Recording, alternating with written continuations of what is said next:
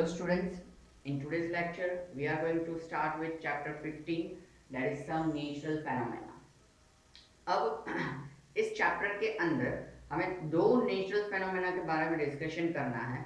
One is lightning in the sense जो हमारा अभी मानसून सीजन में जो बिजली कड़कता है, ठीक है, थंडर स्ट्रोम आवाज के साथ, ठीक है, तो दैट इज बिजली कड़कना, दैट इज लाइटनिंग. ये फेनोमेना कैसे होता है ये हम पूरा समझना है चैप्टर के अंदर. And the second natural phenomena that is earthquake. ठीक है, अभी कहीं आपने न्यूज़ सुने फ्रिक्वेंटली बिफोर वीक और 15 डेज कि कहीं अलग अलग रीजन में अर्थक्वेक नोटिस किया गया. ठीक है, तो ये अर्थक्वेक कैसे होता है, ये दो नेचुरल फेनोमेना के बारे में हमें पूरा इस चैप्टर के अंदर पढ़ना है. तो सबसे पहले हम किसके बारे में पढ़ेंगे, लाइटनिंग के बारे में पढ़ेंगे. ठीक है, तो लाइटनिंग के बारे में पढ़ने से पहले हमें किसके बारे में पढ़ना पड़ेगा, यहाँ पे इलेक्ट्रिक चार्ज के बारे में पढ़ना पड़ेगा. So what is electric charge? Then we can say that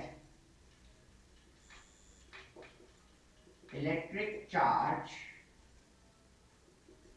is a property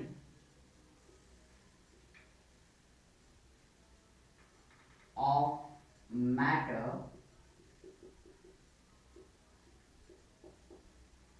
which is responsible for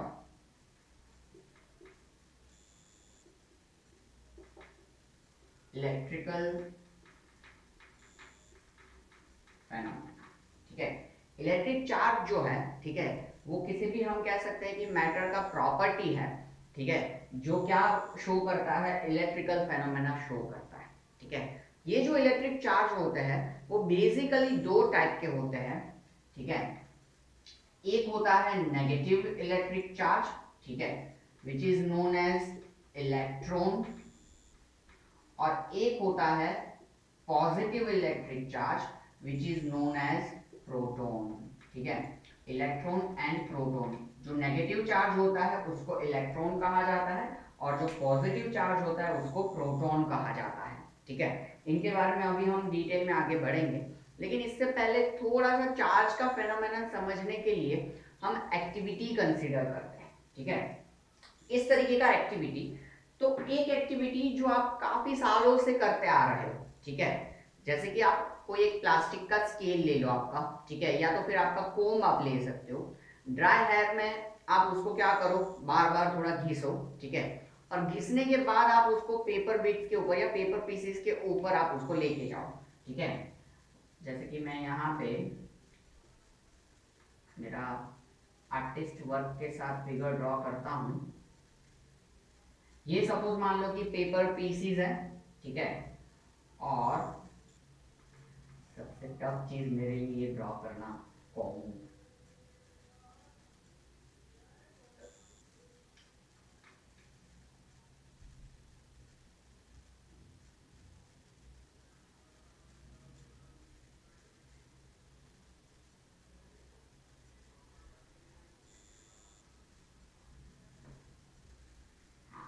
ये हो गया हमारा कोम, जो कि बाल बनाएगा कम, उखाड़ेगा ज्यादा. ठीक है, लेकिन अभी रखो आप. ठीक है, ये हमारा कोम है और ये जो है वो पेपर पीसेस है. अब जब इस कोम को हम क्या करें कि ड्राई हेयर में रब करें. ठीक है, या प्लास्टिक का स्केल भी आप ले सकते हो, उसको भी आप ड्राई हेयर में रब करो. ठीक है, थोड़ा तेजी से और थोड़े समय के लिए, तकरीबन हम कह सकते हैं कि 15-20 सेकंड के लिए आपको रब करना है. और रब करने के बाद जब आप पेपर पीसेस के ऊपर उसको लेके आओगे तो पेपर पीसेस क्या हो जाएंगे, उससे अट्रैक्ट हो जाएंगे और उसके साथ चिपक जाएंगे. ठीक है, इस तरीके से you can perform this activity right now. You can pause the video, scale या कोम लेके पेपर पीसेस बना लो. कोई भी नोटबुक के पीछे से थोड़े से पेजेस फाड़ के छोटे छोटे पीसेस करना. ठीक है, बड़े बड़े बड़े बड़े मत रखना, तो ये बेचारा झेल नहीं पाएगा. ठीक है, इसलिए छोटे छोटे पीसेस रखना और आप ड्राई हेयर के साथ उसको रब करके फिर आप देखोगे तो ऑफकोर्स ये पेपर पीसेस जो होंगे वो क्या होंगे, अट्रैक्ट होंगे. तो इसमें यहाँ पे क्या है, तो इलेक्ट्रिक चार्ज का फेनोमेना है कि जब कोम जो है, ठीक है, उसको हमने क्या किया कि रब किया. ठीक है, बालों के साथ में, तो इसके ऊपर स्टैटिक चार्ज डेवलप हुआ. ठीक है, चाहे वो पॉजिटिव हुआ या नेगेटिव हुआ, that is the another matter, ठीक है, वो हम बाद में डिस्कस करने वाले हैं, लेकिन उसके ऊपर एक स्टैटिक चार्ज डेवलप हुआ। अब नीचे हमने जो ये पेपर पीसीस रखे हुए हैं, ठीक है, वो अनचार्ज्ड ऑब्जेक्ट है, ठीक है, उसके ऊपर कोई चार्ज है नहीं, ठीक है। अब क्या हुआ कि जब ये स्टैटिक चार्ज डेवलप किया हुआ, यानी कि इस तरीके से हमने रब किया हुआ कोम या स्केल जो है वो पेपर पीसेस के नजदीक हम लाए, तब उसने क्या किया, तो अनचार्ज्ड ऑब्जेक्ट यानी कि ये पेपर पीसेस को क्या किया, अपनी तरफ अट्रैक्ट किया, ठीक है। So that shows the presence of charge, ठीक है, ये हम यहाँ पे यही चीज नोटिस कर रहे हैं कि this shows the presence of charge, ठीक है। तो ये यहाँ पे एक एक्टिविटी हुआ जिससे हमें चार्ज के बारे में थोड़ा बहुत पता चला, ठीक है, कि इस तरीके से चार्ज डेवलप होता है और क्या करता है, इनको अट्रैक्ट करता है। थोड़े क्वेश्चंस होंगे, वो ग्रेजुअली हम टॉपिक्स लेते जा रहे हैं, उस हिसाब से आपके क्या होते जाएंगे, क्लियर होते जाएंगे, ठीक है। तो ये हमारा एक एक्टिविटी हुआ। दूसरा ही ऐसा एक्टिविटी आप कर सकते हो कि आप इन्फ्लेटेड बलून ले सकते हो, यानी कि गुब्बारा, ठीक है, जिसको आपने फुलाया हो हवा भर के, तो in that is inflated balloon. तो उस इन्फ्लेटेड बलून को आप क्या करो, वुलन कोई भी मटेरियल के साथ रब करो, ठीक है, आपका स्वेटर हो सकता है या कोई भी वुलन थ्रेड्स आपके पास हो, तो उसके साथ आप क्या करो, रब करो, ठीक है। थोड़ी देर रब करने के बाद आप उसको वॉल पे रखोगे तो वो वॉल पे चिपक जाएगा, due to same reason only, कि जब हमने बलून को वुल के साथ रब किया तो क्या हुआ, उसके अंदर भी स्टैटिक चार्ज डेवलप हुआ, and for that balloon the wall is uncharged object and due to that it is attracted towards the wall, और या तो फिर हम कह सकते हैं कि वो वॉल के ऊपर चिपक गया। तो ये जो एक्टिविटी है वो भी क्या शो कर रहा है, यहाँ पे हम कह सकते हैं कि चार्ज का प्रेजेंस शो कर रहा है, ठीक है।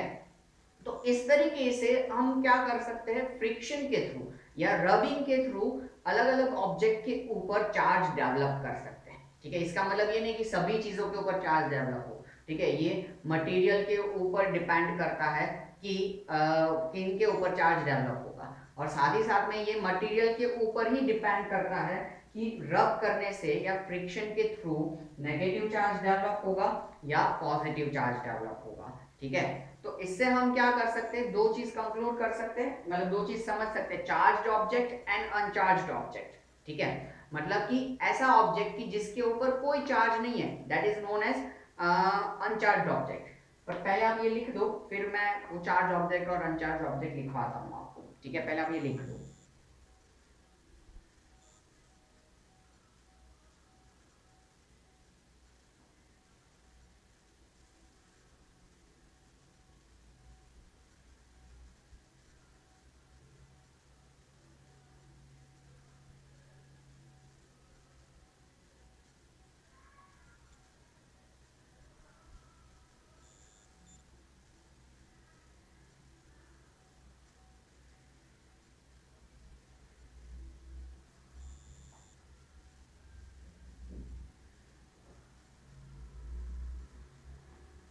Okay, so we can say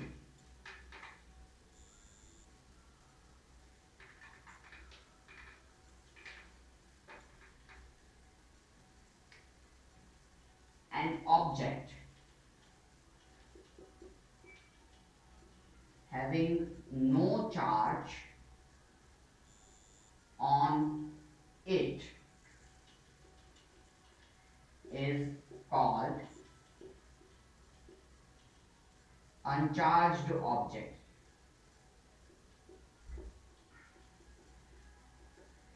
and we can say that an object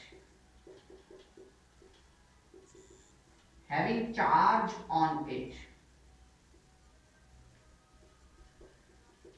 is called charged object।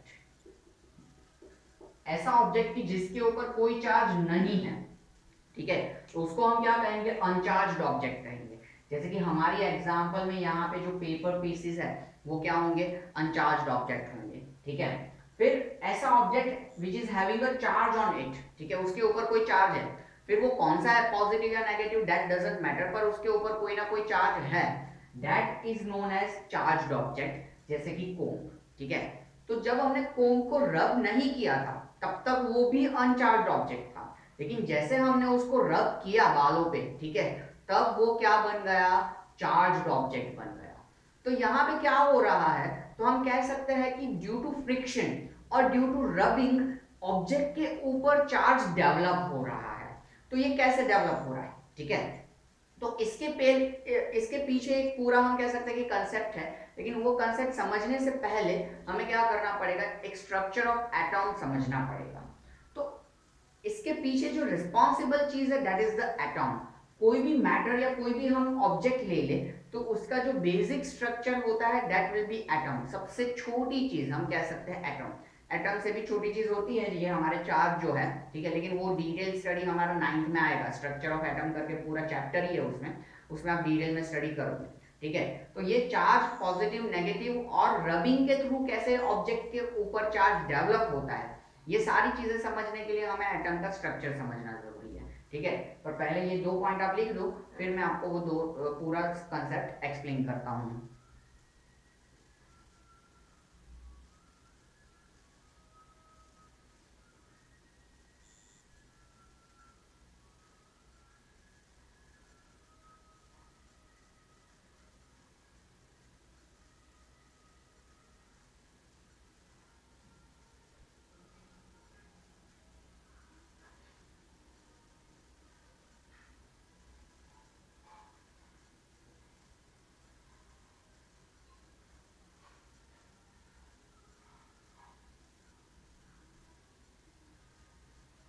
Okay, hopefully you have done.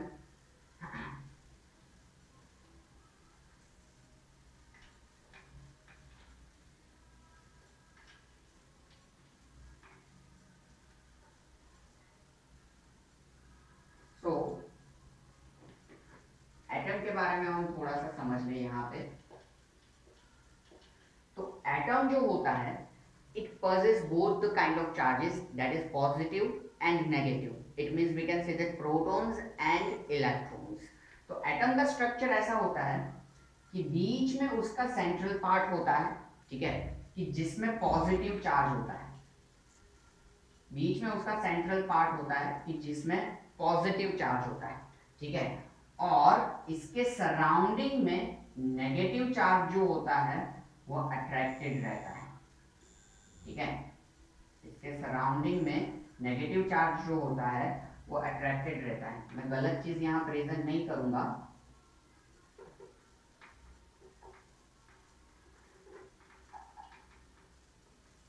Negative charge जो होता है इसके सराउंडिंग में ऑर्बिट में रहता है, ठीक है। इसमें ये नेगेटिव चार्ज है हमारा, ठीक है, और इसमें ऐसा होता है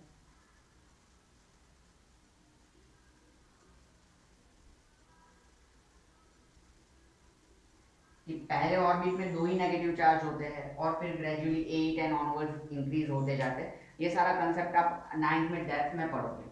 लेकिन जो सेंट्रल पार्ट होता है एटम का, ठीक है, that is we can say that nucleus, जिसके अंदर पॉजिटिव चार्ज होता है, ठीक है, और सराउंडिंग में एटम के क्या होता है, नेगेटिव चार्ज होता है। जैसे हमने डिस्कस किया कि पॉजिटिव चार्ज को कहा जाता है प्रोटॉन और नेगेटिव चार्ज को कहा जाता है इलेक्ट्रॉन। कोई भी एटम हो उसमें नंबर ऑफ पॉजिटिव चार्ज और नंबर ऑफ नेगेटिव चार्ज हमेशा कैसे होते हैं, इक्वल होते हैं। मतलब कि अगर सपोज मान लो कि सेंटर के अंदर 5 प्रोटॉन है तो बाहर भी कितने होंगे, 5 ही इलेक्ट्रॉन होंगे। मतलब सेंटर के अंदर अगर 5 नंबर पॉजिटिव चार्ज है तो सेंटर के बाहर भी 5 नंबर नेगेटिव चार्ज होंगे। हमेशा कोई भी एटम में नंबर ऑफ पॉजिटिव चार्ज और number of negative charge naturally कैसे होते हैं, इक्वल ही होते हैं, ठीक है। इनके साथ साथ न्यूक्लियस के अंदर एक न्यूट्रॉन्स भी होते हैं, ठीक है, विच इज न्यूट्रल थिंग, कि जिसके ऊपर कोई चार्ज नहीं होता, इसी वजह से उसको न्यूट्रल बोला जाता है और न्यूट्रॉन इसी के ऊपर से उसका नाम पड़ा है, ठीक है। पर वो डिटेल जो है वो हमारा 9th के रिगार्डिंग है, लेकिन मैं अधूरी इंफॉर्मेशन ना दूं इस वजह से बता दिया मैंने सिर्फ कि न्यूक्लियस में क्या होगा, पॉजिटिव चार्ज होगा और न्यूट्रॉन्स होंगे, ठीक है, और बाहर सराउंडिंग में क्या होंगे, नेगेटिव चार्ज होंगे। ये पॉजिटिव चार्ज और नेगेटिव चार्ज हमेशा कैसे होते हैं, इक्वल होते हैं, they are equal in number, और else in any atom number of positive charge and number of negative charges are equal, ठीक है। कोई भी एटम हम कंसीडर करेंगे तो नंबर ऑफ पॉजिटिव चार्ज और नंबर ऑफ नेगेटिव चार्ज कैसे रहेंगे, हमेशा इक्वल रहेंगे, ठीक है। जो न्यूक्लियस के अंदर सेंट्रल पार्ट के अंदर पॉजिटिव चार्ज होता है, वही इन नेगेटिव चार्ज को अपनी तरफ क्या करके रखता है, अट्रैक्ट करके रखता है, ठीक है। और इसी वजह से जितना पॉजिटिव चार्ज होगा उतना ही सराउंडिंग में क्या होगा, नेगेटिव चार्ज होगा, ठीक है। So that is the basic structure of the atom, ठीक है। बहुत बेसिक ऊपर ऊपर से मैंने समझाया, क्योंकि डीप में स्टडी हमारा 9th में जाएगा, ठीक है, 8th में नहीं। अब हमारा क्वेश्चन ये है कि हम फ्रिक्शन के थ्रू या रबिंग के थ्रू किस तरीके से ऑब्जेक्ट को चार्ज कर सकते हैं। तो होता यूं है कि जब भी हम कोई भी ऑब्जेक्ट को दूसरे ऑब्जेक्ट के साथ रब करते हैं तो कोई एक ऑब्जेक्ट जो है, ठीक है, वो इलेक्ट्रॉन लूज करता है और कोई एक ऑब्जेक्ट जो है वो इलेक्ट्रॉन क्या करता है, गेन करता है, ठीक है। कोई एक ऑब्जेक्ट क्या करेगा, इलेक्ट्रॉन लूज करेगा, और कोई एक ऑब्जेक्ट जो होगा वो क्या करेगा, इलेक्ट्रॉन्स गेन करेगा, ठीक है। जैसे कि मैं यहाँ पे ले लूं ऑब्जेक्ट 1 और यहाँ पे ले लूं मैं ऑब्जेक्ट 2, ठीक है। ये ऑब्जेक्ट 1 और ऑब्जेक्ट 2 है। अब जब हमने इन दोनों ऑब्जेक्ट्स को एक दूसरे के साथ रब किया, ठीक है, फॉर एग्जांपल ये हमारा मान लो कि कोम्ब है और ये बाल है, ठीक है, या ये बलून है और ये वुल है, जो दो एग्जांपल हमने लिए। तो इन दोनों ऑब्जेक्ट्स को हम एक दूसरे के साथ जब रब करेंगे तो फॉर वाइल आप ऐसा मान लो कि ये ऑब्जेक्ट 1 जो कुछ भी है वो क्या करता है, अपने इलेक्ट्रॉन्स लूज करता है, ठीक है। ये अपने इलेक्ट्रॉन्स लूज करता है, नेगेटिव चार्ज लूज करता है और किसको दे देता है, ऑब्जेक्ट 2 को दे देता है, ठीक है, ड्यू टू द फ्रिक्शन। ये एक कंसेप्ट है इसके अंदर कि दोनों को जब हम रब करते हैं तो क्या होता है कि एक ऑब्जेक्ट इलेक्ट्रॉन लूज करता है और दूसरा ऑब्जेक्ट इलेक्ट्रॉन गेन करता है। तो इसने जो भी इलेक्ट्रॉन लूज किए वो दूसरे ऑब्जेक्ट ने गेन किए, हम ऐसा मान लें। तो अब होगा क्या कि इस ऑब्जेक्ट ने इलेक्ट्रॉन्स लूज किए तो इसके एटॉमिक स्ट्रक्चर में क्या होंगे कि इलेक्ट्रॉन्स लूज हो जाएंगे। अब भी हमने समझा थोड़ी देर पहले कि नंबर ऑफ पॉजिटिव चार्ज और नंबर ऑफ नेगेटिव चार्ज हमेशा कैसे होते हैं, इक्वल होते हैं। लेकिन अब क्या हो रहा है कि कुछ नंबर ऑफ इलेक्ट्रॉन्स यहां से जा रहे हैं इस ऑब्जेक्ट 1 में से, मतलब कुछ इलेक्ट्रॉन्स जा रहे हैं तो ऑब्जेक्ट 1 में पॉजिटिव चार्ज जो होगा वो क्या होगा, ज्यादा हो जाएगा, ठीक है। फॉर एग्जांपल हम ऐसा मान ले कि इस ऑब्जेक्ट 1 में ऐसा है कि भाई फॉर एग्जांपल 10 प्रोटॉन्स है, पॉजिटिव चार्ज 10 नंबर है और नेगेटिव चार्ज भी कितना है, 10 नंबर है। अब उसमें से सपोज 3 इलेक्ट्रॉन्स चले गए, मतलब हम कह सकते हैं कि -3, यानी कि अब नेगेटिव चार्ज कितना बचेगा, उसमें 7 नंबर बचेगा। तो पॉजिटिव चार्ज 10 नंबर है और नेगेटिव चार्ज 7 नंबर है, मतलब कि इस ऑब्जेक्ट 1 में क्या हो जाएगा, ये तो हमने सिर्फ एक एटम का कहा, ऐसे तो ऑब्जेक्ट के अंदर काफी सारे एटम्स होंगे जो कि अपने अपने इलेक्ट्रॉन्स क्या करेंगे, लूज करेंगे। उसका कोई स्पेसिफिक नंबर भी नहीं होगा, ठीक है। ये तो सिर्फ मैं एग्जांपल के थ्रू बताना चाहता हूं आपको, ठीक है। तो यहाँ पे इलेक्ट्रॉन्स लूज करने की वजह से ऑब्जेक्ट के अंदर पॉजिटिव चार्ज बढ़ जाएगा और इस वजह से ये ऑब्जेक्ट जो है वो कैसा हो जाएगा, पॉजिटिवली चार्ज हो जाएगा, ठीक है। ये ऑब्जेक्ट कैसा चार्ज हो जाएगा, पॉजिटिवली चार्ज हो जाएगा। क्यों, क्योंकि इलेक्ट्रॉन्स इसने लूज किए हैं, गंवाए हैं, और इस वजह से इसके अंदर पॉजिटिव चार्ज नेगेटिव चार्ज की कंपैरिजन में ज्यादा हो गया है। इस वजह से ऑब्जेक्ट जो है वो क्या हो जाएगा, पॉजिटिवली चार्ज हो जाएगा। उसके सामने ही दूसरा ऑब्जेक्ट जो है वो क्या कर रहा है, इलेक्ट्रॉन गेन कर रहा है। मतलब अब आपका दिमाग आगे बढ़ रहा होगा कि इसके अंदर नेगेटिव चार्ज बढ़ जाएगा क्योंकि वो इलेक्ट्रॉन्स गेन कर रहा है या नेगेटिव चार्ज गेन कर रहा है, और इस वजह से ये जो ऑब्जेक्ट होगा वो कैसा चार्ज हो जाएगा, नेगेटिवली चार्ज हो जाएगा, ठीक है, क्योंकि ये इलेक्ट्रॉन गेन करेगा। तो इसके लिए हम ऐसा एग्जांपल समझ सकते हैं कि सपोज मान लो कि इसमें पॉजिटिव 10 है और नेगेटिव भी 10 है, लेकिन अब 3 और आ गए तो अब नेगेटिव 13 हो गए, मतलब नेगेटिव चार्ज जो है वो पॉजिटिव से ज्यादा हो गया। इस वजह से पूरा ऑब्जेक्ट कैसा हो जाएगा, नेगेटिवली चार्ज हो जाएगा।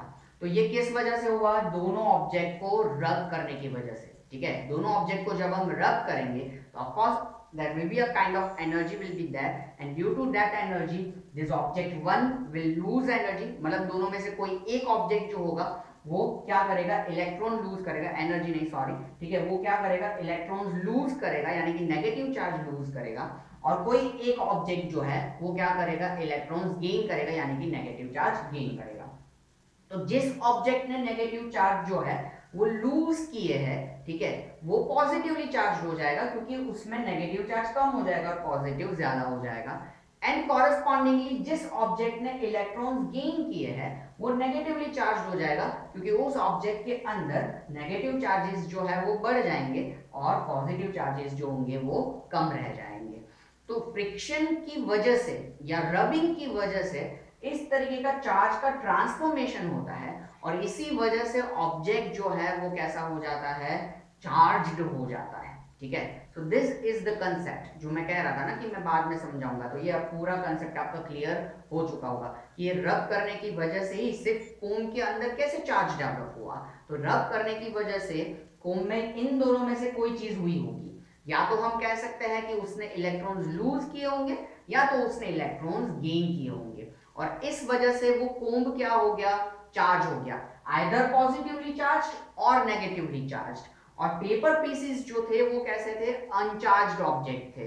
तो क्या हुआ कि चार्ज्ड कोम्ब ने अनचार्ज्ड पेपर पीसेस को अपनी तरफ अट्रैक्ट किया, ठीक है, और इस वजह से क्या हुआ, हम कह सकते हैं कि पेपर पीसेस कोम्ब के थ्रू अट्रैक्ट हुए, ठीक है।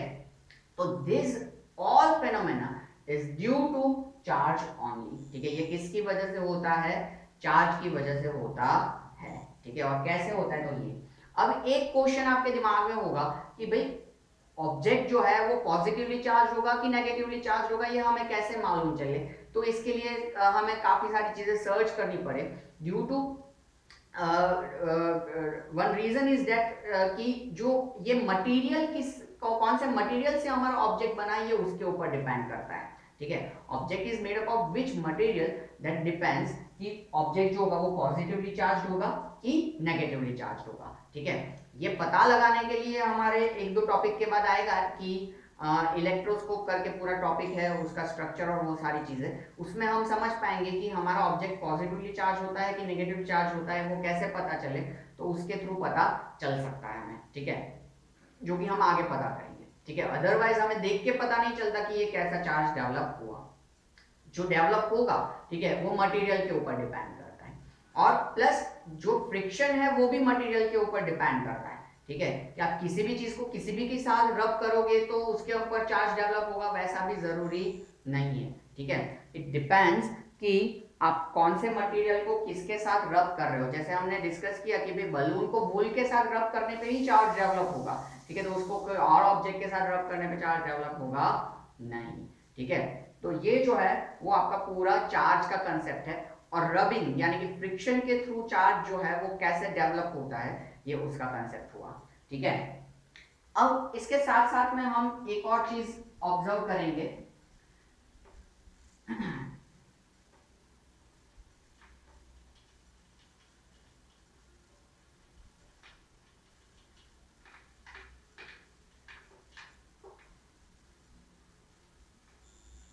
क्या है वो चीज, तो like charges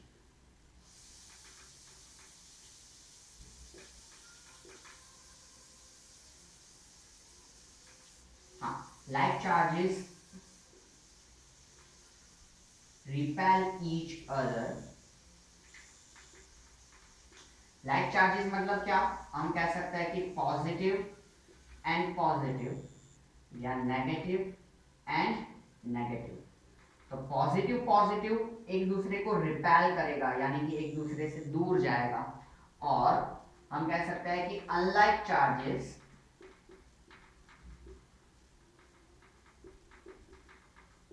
attract each other, यानी कि हम कह सकते हैं कि पॉजिटिव एंड नेगेटिव, यार ये तो चीज सेम ही हुई, नेगेटिव एंड पॉजिटिव, दोबारा लिखने की वैसे जरूरत नहीं है पर फिर भी लिख रहा हूं, ठीक है। तो पॉजिटिव नेगेटिव या नेगेटिव पॉजिटिव एक दूसरे को क्या करेंगे, अट्रैक्ट करेंगे, और लाइक चार्जेस यानी कि पॉजिटिव पॉजिटिव या नेगेटिव नेगेटिव एक दूसरे को क्या करेंगे, रिपेल करेंगे। ये समझने के लिए हमारे पास एक एक्टिविटी भी है कि दो बलून हम ले ले, इन्फ्लेटेड बलून, मान लेना कि ये बलून है, ठीक है। अब इस तरीके से दो बलून हैं। अब दोनों बलून को हम क्या करते हैं कि वूल से रब करते हैं, ठीक है। अब दोनों बलून को हम वूल से रब करके इस तरीके से हम फ्रीली रखेंगे तो क्या होगा कि रब करने के बाद दोनों बलून एक दूसरे को रिपेल करेंगे, क्योंकि दोनों के ऊपर क्या हो गया होगा, सेम चार्ज डेवलप हो गया होगा। सपोज मान ले हम कि नेगेटिव चार्ज डेवलप होता है तो दोनों पे नेगेटिव चार्ज डेवलप हुआ, तो दोनों पे नेगेटिव चार्ज डेवलप हुआ, इस वजह से दोनों ने एक दूसरे को क्या किया, रिपेल किया, और इस वजह से दोनों बलून क्या हो जाएंगे, एक दूसरे से दूर हो जाएंगे, ठीक है। क्या एक्टिविटी है कि आपको दो इन्फ्लेटेड बलून लेने हैं, दोनों को एक साथ इसी तरीके से क्या करना है, आपको टांगना है हुक के थ्रू या किसी भी थ्रू, ठीक है। अब वन बाय वन दोनों बलून को आप क्या कर दो, वूल से रब कर दो, ठीक है, और फिर दोनों को फ्रीली छोड़ दो, तो दोनों बलून एक दूसरे को क्या करेंगे, रिपेल करेंगे, क्योंकि दोनों को वूल के साथ रब किया और दोनों में same kind of charge develop हुआ, आइदर दोनों में नेगेटिव डेवलप हुआ या दोनों में पॉजिटिव, जो भी हुआ, लेकिन दोनों को वूल के साथ ही रब किया है और दोनों में same kind of charge develop हुआ है, इस वजह से दोनों एक दूसरे को क्या कर रहे हैं, रिपेल कर रहे हैं, यानी कि like charges repel each other. लेकिन एक दूसरा एक्टिविटी हम करें कि हम एक बॉल पेन का रिफिल ले लें, ठीक है, उस रिफिल को हम क्या करें कि कोई भी एक मटेरियल के साथ, कपड़े के साथ उससे रब करें, ठीक है, और उसको ग्लास में या बीकर में छोड़ दें, ठीक है। फॉर एग्जाम्पल ये बीकर है और जो रिफिल है, ठीक है, उसको हमने रब करके रखा है, फॉर एग्जाम्पल उस पर पॉजिटिव चार्ज डेवलप हुआ है, ठीक है, क्योंकि हमने उसको रब करके रखा है। और अब हम उसके साथ ये इन्फ्लेटेड बलून जो है, ठीक है, उसको लेके आए हैं कि जिसके ऊपर नेगेटिव चार्ज डेवलप हुआ है, तो वो क्या करेगा, इस रिफिल को अपनी तरफ अट्रैक्ट करेगा।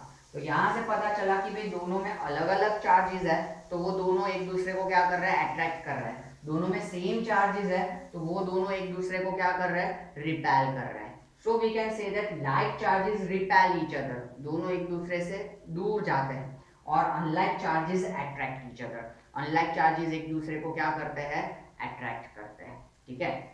तो ये जो था वो पूरा चार्जेस का कंसेप्ट था, ठीक है, जो हमने पहले समझ लिया कि चार्ज जो है वो क्या होता है, तो वो कोई भी मैटर का अपना प्रॉपर्टी होता है, ठीक है। हर एक मटेरियल जो है वो एटम से बना हुआ होता है और हर एक एटम के अंदर पॉजिटिव चार्ज और नेगेटिव चार्ज इक्वल नंबर में प्रेजेंट होता है।